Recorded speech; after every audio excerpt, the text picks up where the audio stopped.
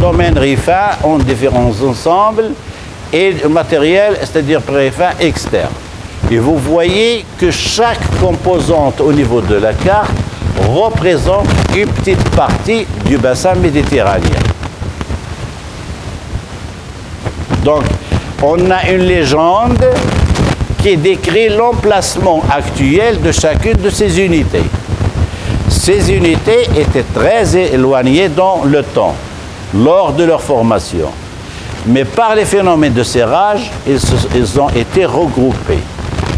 Donc j'ai un état actuel où les éléments sont regroupés et chaque unité présente des caractéristiques fixes. Et nous avons d'autres terrains du domaine externe, RIFA, avec les différents c'est-à-dire situations au niveau de l'avant-pays. L'histoire géologique que je vais étudier à ce niveau-là, je vais prendre par exemple en détail, parce que ça c'est général, au sein de la carte du Maroc, et je vais prendre comme exemple seulement cette partie-là, qui s'appelle le massif de Bokoya. Et à ce niveau-là, lorsqu'on va faire du détail, on va se rendre compte que le massif de Bokoya lui-même est subdivisé en différentes unités. On a la dorsale calcaire avec ces deux éléments, donc il y a un changement total des couleurs qu'on ne respecte pas. Donc c'est tout de la haché parce que je commence à me perdre. On a des terrains de flysch, on a des terrains du prédorsalien, on a du Trias, du Jurassique, du Crétacé, et ça, ce sont des terrains paléozoïques. Donc, le même endroit, nous avons différents types de terrains et qui sont délimités par des accidents géologiques, des failles et un système, donc tout un système de failles que je dois analyser. À ce niveau-là, dans cette étude-là, c'est-à-dire dans le contexte géologique régional, je vais étudier le massif de Bokoya comme exemple, et puis à chaque niveau, je dois faire des coupes géologiques. Donc, à travers des coupes géologiques sériées. Donc, l'intérêt des coupes géologiques pour vérifier les rapports structuraux. D'accord?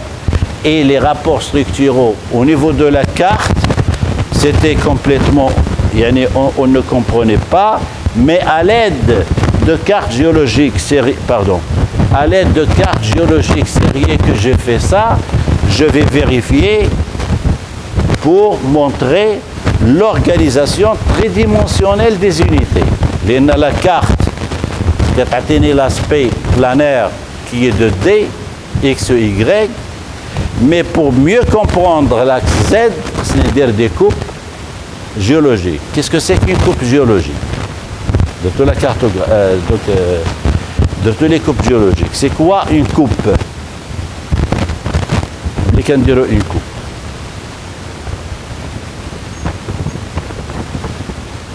C'est la représentation des couches.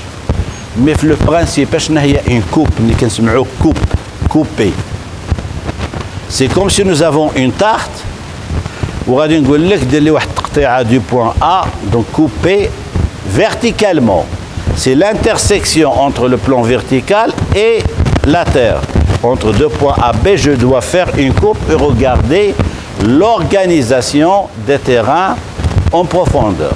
Sur la base de critères de surface, je dois voir et je vais comprendre qu'il y a un terrain à la base surmonté par ce terrain et sur lequel reposent d'autres terrains. Donc, les couleurs, et sur l'ensemble, on a des terrains paléozoïques. Un terrain paléozoïque, milieu, pour des terrains récents. Ça veut dire les serrages, le qa' ou le fort. D'accord? Et ainsi de suite pour voir l'ensemble des séries. Et bien sûr avec des colonnes stratigraphiques bien déterminées. Et on va commencer à faire l'analyse. Un terrain nu, mais l'organisation des failles suite à beaucoup d'analyses, je vais faire une description analytique, je vais voir que je vais un ensemble de failles qui ont une certaine harmonie. Cette harmonie, donc ils vont être regroupés à ce niveau-là, je vais les détacher. Les failles avec une analyse le canevas structural, je vais voir qu'il y a une organisation qui évoque des systèmes de Ridel, et puis sur ce système-là, je vais vérifier qu'il s'agit d'un champ de contrainte avec la compression, la distension, sigma 1, sigma 3 et sigma 2. Donc le champ de contrainte, c'est une logique de déformation. Je vais reprendre l'ensemble des failles. Lorsque je regarde à l'échelle régionale, donc on va le voir par la suite, un ensemble de terrain, c'est Sebtat, Tétouan, Martil, bien sûr, et nous avons notre massif de Boukouya à ce niveau-là. Lorsque je compare ces deux terrains, je vois qu'il y a une complémentarité entre les deux selon ce régime, et dans ce sens, je peux voir qu'il y a une migration. Ça veut dire lors des déplacements, il y a des accidents ou fait le sabot. Donc, il y a un mimétisme, une relation étroite entre les deux. Ce qui montre qu'il y a une histoire géologique. Donc, sur la base des enseignements de la cartographie, ou la déformation cassante et ainsi de suite, on va reprendre ça.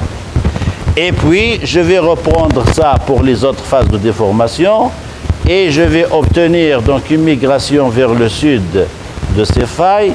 Donc, une phase ancienne, il y a deux systèmes de déformation par la suite, et je vais obtenir pendant le tortonien, voilà, donc il y a une phase de déformation, mais la phase de déformation, il a déformé le massif comme celui-là. Donc, on a énormément de failles. Il y a des failles qui ont rejoué et des failles créées pour avoir un système. Donc, on dire une analyse détaillée, une carte géologique pour dresser une carte géologique ou ça demande toute une vie. Et c'est plein d'enseignements. Une année la même carte et à chaque fois je peux découvrir des nouveautés. C'est pour cela la carte, c'est un travail, même si c'est simple, une carte qui pour reproduire la cartographie. La cartographie, c'est d'aller sur le terrain, prendre les enseignements que vous faites des descriptions pour les reporter sur une feuille. Et son intérêt, c'est que lorsqu'on est au niveau du bureau, on doit imaginer ce qui se passe sur le terrain. Donc on a repris le terrain sur la carte et au niveau du bureau, on doit imaginer et comprendre ce qui se passe au niveau du terrain parce qu'on a la possibilité de voir plus gros. Le terrain est important, il est epsilon, mais pour visualiser l'ensemble de la carte, quand je chauffe l'ensemble des terrains, je commence à voir les rapports qui existent entre les différents éléments. Et ainsi de suite, je commence à vérifier ça au niveau de la carte lorsque j'ai commencé, et je vais voir qu'il y a des structures qui se vérifient partout. هذاك راه قدام ما كيدوز شيء بالطريقه اللي خصو يدوز.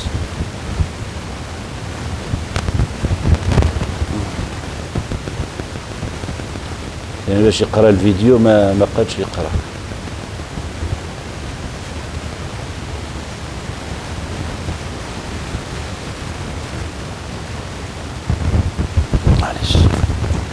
C'est le principe de ça.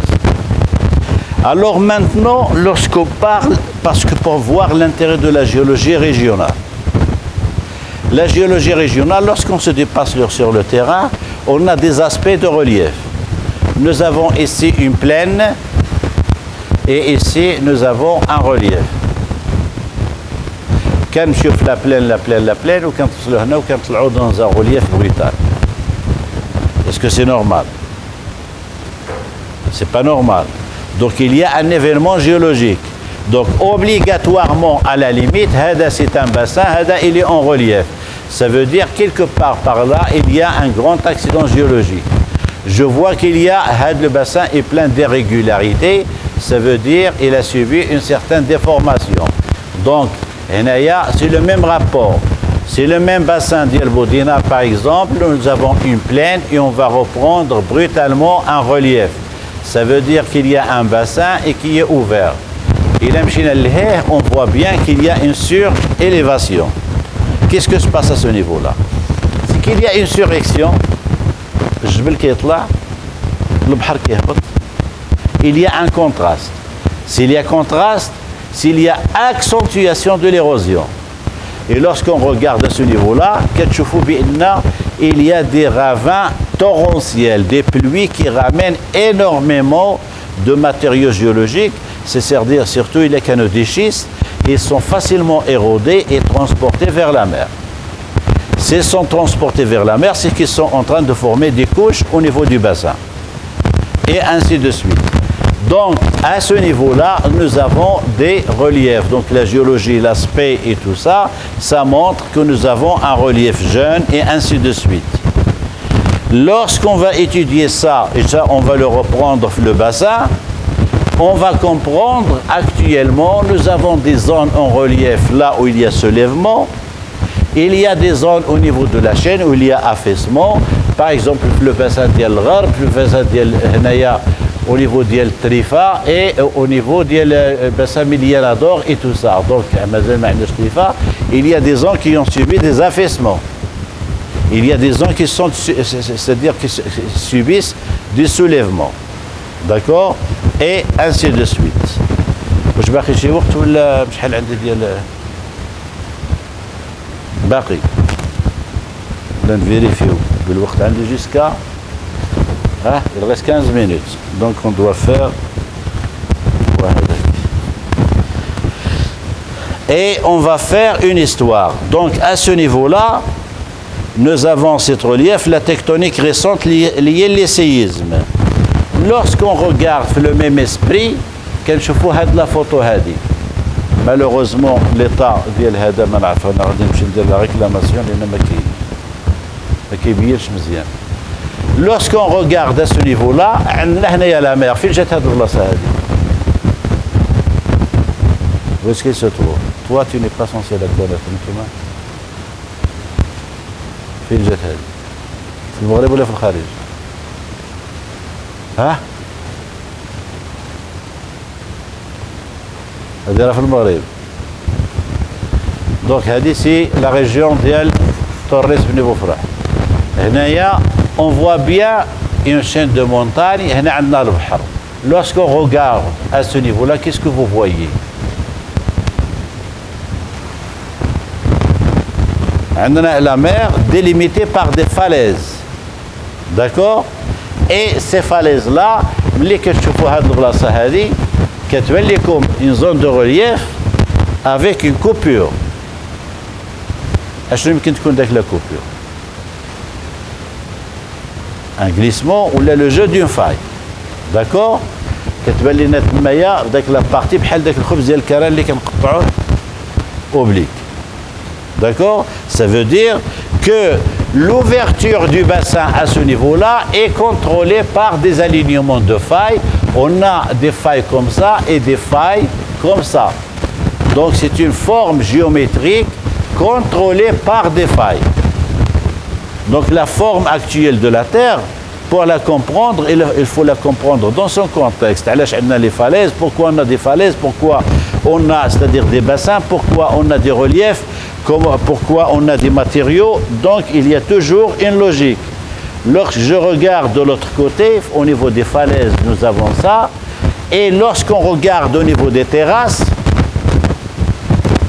les terrasses marines, on voit bien que nous avons des terrains récents avec des failles sédimentaires.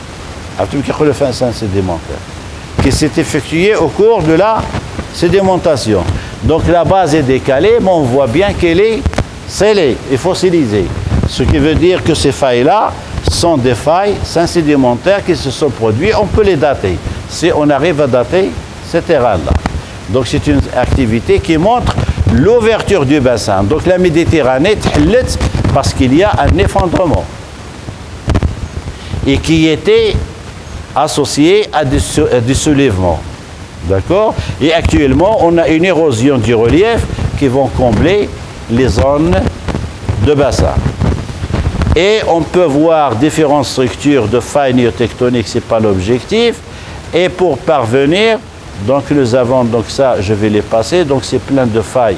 C'était l'objectif pour montrer l'intérêt de ces structures-là.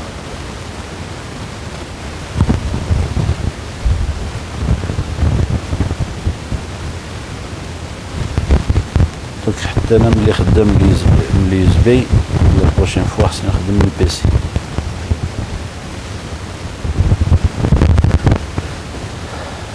Donc il y a tout un ensemble ici. Arrêtez la diapo.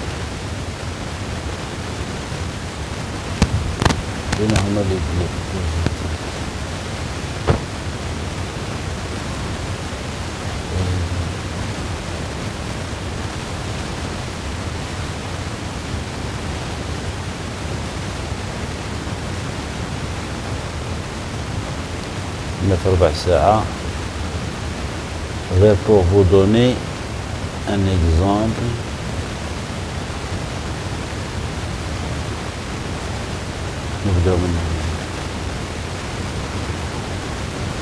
Lorsqu'on étudie ça, je vais essayer de le reprendre. On avait vu ce cas-là et on va reprendre. On constate qu'il y a parfois des glissements de terrain importants. Le volet appliqué de la géologie. Est-ce qu'on peut construire dans un niveau comme celui-là? Lorsqu'on regarde, on voit bien qu'il y a un affaissement.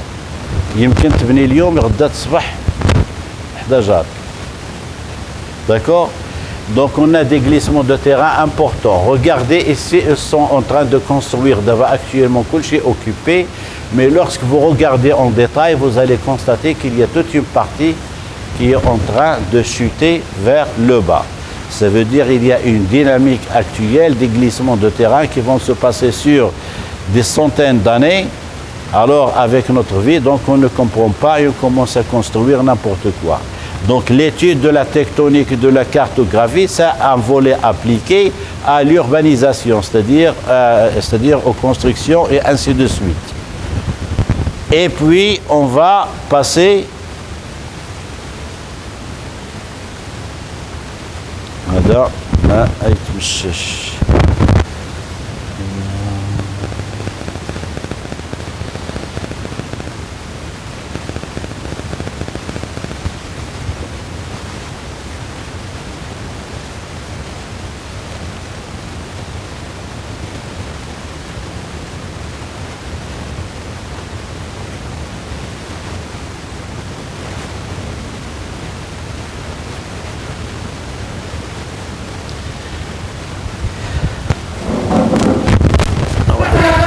دقيقة ولا نسلكو باللي كاين.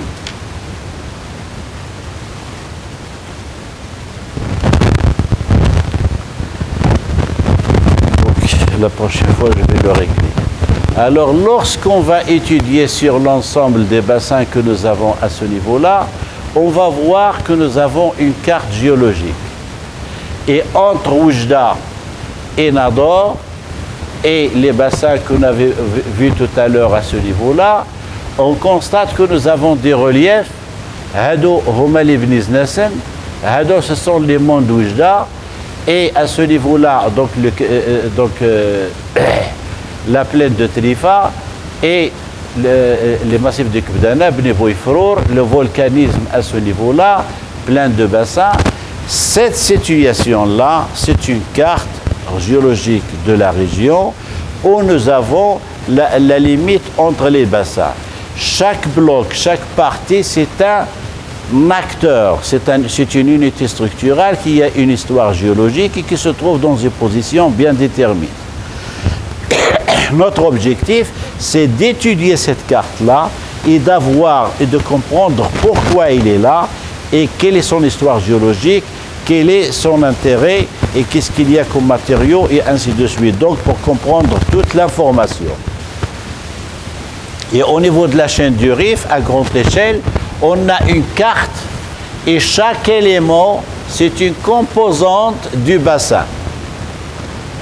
Et l'échelle, on va faire une structuration des données, une légende. Donc avant d'étudier n'importe quelle carte, n'importe quel terrain, on doit donner aussi l'importance à chaque terrain, à chaque, c'est-à-dire à chaque, donc pour étudier ça, et de comprendre les relations parce que هادو ils sont regroupés بوحدهم, هادو sont regroupés parce que جاو 10 د الناس هادو راه قبيله وحده ولكن on a différents composantes. هذا الفرع فلاني فرع فلاني فرع فلاني. C'est dans l'histoire. C'est la même chose au niveau de la géologie. Donc on va les regrouper par unité parce que, et puis chaque unité fait des sous-unités et ainsi de suite. Donc au niveau, lorsqu'on va étudier les chaînes alpines, donc on va essayer de vérifier ce qui s'est passé à grande échelle. D'accord? اللي كنجيو فهمتي حتى خرف عاد جاي اما بدا لا سيونس في الاول ولا بلا ما تجي ولا هذا سيونس 6 ايوا صافي المهم. Donc on a une organisation de terrain en composantes structurales, d'accord, et ces unités-là se sont regroupées en différentes familles pour faire appel à ces études-là. Donc la légende, c'est la clé de la carte. Donc نضيع 4 ساعة باش نفهم l'organisation, donc je peux perdre beaucoup de temps pour comprendre l'organisation parce que c'est la clé de la carte. Sinon, c'est pas la peine d'étudier la carte. On va avoir des séances de cartographie, mais à ce niveau-là, nous avons c'est-à-dire une cartographie où l'ensemble des terrains sont organisés en groupement de familles. Et ça forme la chaîne du Rif. Donc c'est cette histoire géologique qui se passe au niveau de, c'est-à-dire elle est étudiée à partir de la légende, la clé de la carte. Il aime faire la légende parce que nous avons ici au moins une vingtaine d'éléments. Il a dit que le واحد بوحدو, c'est pas la peine. إلا كنت قايد سيفطوني لواحد البلاصة ما غاديش نبقى نقدر نعرف الناس كلهم. ولكن كنعرف الجد كنقول هادو ولاد فلان هادو ولاد فلان هادو ولاد فلان هادو ولاد فلان. جو كومونس ا فيغ لي رابور هذا تزوج على هذا دونك كنعرف حتى العلاقات العائليه. في السيمانه نعرف القبيله ولكن نعرف كل واحد سي امبوسيبل. Donc il y a une logique d'organisation et la structuration de données, comment ils sont présentés au niveau de la carte. Et maintenant, on va, à partir de ces éléments de la carte, on va faire la reprise des événements depuis l'ouverture du bassin, les premiers stades, ainsi de suite. Les subductions, je vais voir dans l'histoire géologique comment ça se passe jusqu'à avoir le relief, l'érosion et la pénéplanation.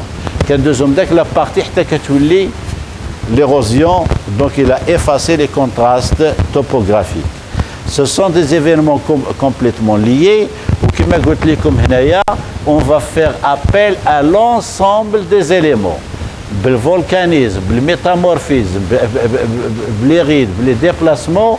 Donc, la coupure ou la formation de la chaîne de montagne, on va faire appel à toutes les disciplines. D'accord? Mais dans un objectif de les faire appliquer et de voir les relations qui existent. La stratie ou le paléo et ainsi de suite. Et puis, comme vous voyez, les cycles, la filière de l'STU, donc, elle est liée, elle est intégrée entre elles les différents. Les roches fondues اللي خرجوا comme roches magmatiques طلعوا لهنايا يمكن يعطيونا دي روش ميتامورفيك ولا هنايا دي روش سيديمونتير يعني هذه ليروزيون ديالهم تعطينا دي سيديمون par phénomène d'érosion de transport غادي تعطي لنا دي روش sédimentaires. S'ils ont subi une déformation, ils vont donner des roches métamorphiques. Les roches métamorphiques, ils peuvent يهبطوا لتحت يعطيونا دي روش magmatiques. Donc il y a un cycle par érosion, sédimentation, transformation, et donc on va faire appel à l'ensemble des disciplines de la géologie régionale pour comprendre ce phénomène. Et puis, donc ici, les métamorphismes, les قريتوه مع M. Bouabdallah, M. Jadid, M. Kcheti, ainsi de suite, on va voir les différents éléments. Voilà le métamorphisme, voilà le volcanisme avec la sédimentologie en haut et la tectonique qui va régir la dynamique. كيفاش هادو تزعزعوا. Donc chaque terrain ملي وقع à une certaine époque donnée, il était influencé par l'érosion, par la sédimentation, par le métamorphisme, l'origine du matériel, comment il est organisé, comment se sont produites les séquences, et ainsi de suite. Donc, mettez-vous en tête qu'on va étudier tous les phénomènes. Il y a une compression, donc il y a la création de la racine crustale. La crustale, le poids va l'approfondir. Une fois l'érosion, donc c'est le soulèvement, le phénomène de l'isostasie, l'équilibre isostasique et ainsi de suite. Donc la tectonique liée à les mouvements et tout ça, parce que la Terre en elle-même, elle est en train de bouger.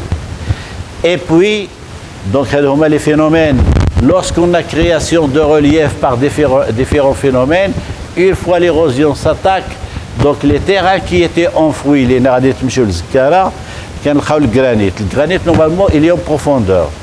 Mais c'est par l'érosion de la partie supérieure ou la poussée vers le bas, donc et par conséquent, les noyaux qui étaient là, ils vont être soumis à l'exposition et à l'air libre. Donc c'est le phénomène d'érosion, la morphologie et ainsi de suite. Je vous donne le petit rappel pour les autres cours. Donc ce sont plein de figures que j'avais regroupées à ce niveau-là dans un intérêt bien particulier pour voir la signification de tous les éléments. Donc ici, je vous donne en relief parce que lorsqu'on regarde la carte Bouhda, qui m'a donné tout à l'heure une carte, c'est quelque chose. Mais lorsqu'on ajoute le relief, qu'il y a des unités résistantes ou qu'il y a des unités tendres. Et chaque unité va se retrouver à la partie qui est en relief, qui a subi la surrection, ou à la partie qui est, c'est la mer, ou on a des bassins, ou il y a des zones en relief. Le volcanisme, l'unité de Temsaman, les autres unités, on a le bassin du Gharb, c'est une plaine, d'accord? Les plaines, les reliefs, les différents bassins. Pourquoi on a ce couloir, le couloir de Zawjda, et ainsi de suite. Donc c'est toute une histoire géologique qui va être définie. Donc essayez d'avoir en tête, c'est-à-dire cette philosophie, et à partir de là, on va commencer par les deux parties. On va étudier la chaîne des atlas. On va commencer à dire qu'on a certains cours sur la chaîne des atlas pour comprendre le processus pour la chaîne des atlas et puis sur la chaîne du Rif. Malheureusement, pour faire une description détaillée, on n'a pas assez de temps. La géologie régionale, كنا كنقراوها حنا 75 ساعه ولا دابا غادي نقريوها تقريبا 13 26 بالنسبه للثلث. Donc une étude de votre part, une correction, c'est-à-dire pour rapporter le travail, on va essayer de le combler par, c'est-à-dire votre intervention et ainsi de suite. Donc cette conférence, c'est seulement pour vous donner un avant-goût pour le reste, où la géologie régionale a un volet appliqué. La géologie régionale a un volet appliqué parce que lorsqu'on comprend la géologie régionale, ما غاديش ندخل في l'autre aspect qui ne vous intéresse pas, ولكن شحال باقي ديال الوقت الا كان شويه ديال هنايا. دونك اون اسيري ما بقيتش عارف لا سيب ديفيزيون ديال الكور ديالي باش ما ندخلش ونبدا. 9h15. Mohem, la prochaine fois. D'accord? Allez, bon appétit.